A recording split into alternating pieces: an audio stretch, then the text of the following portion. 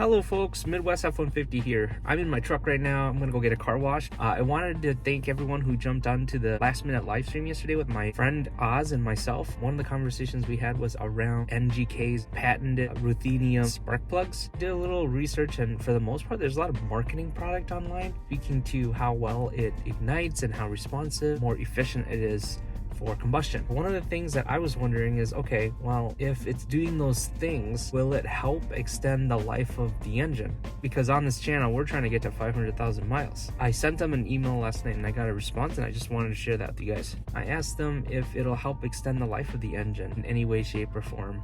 All right, here we go. Hello, thank you for your inquiry. Compared to the OE plug ILT R6S8, ruthenium is a downgrade. Iridium is a superior metal to ruthenium.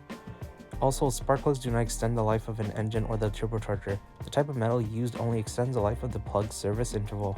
Spark plug's job is to deliver the voltage from the coils to ignite the air-fuel ratio and to dissipate the heat from the combustion chamber into the cylinder head.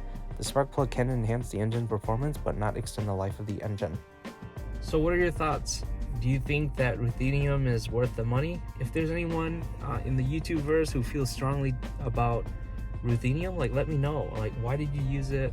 Why are you considering it? And yeah, if you enjoyed this video, please like and subscribe. If you're watching one of my videos for the first time, consider checking out my other videos on my channel. You'll find videos of me opening up oil filters, videos about how I'm getting my truck to 500,000 miles, product reviews, among other things. Please check it out.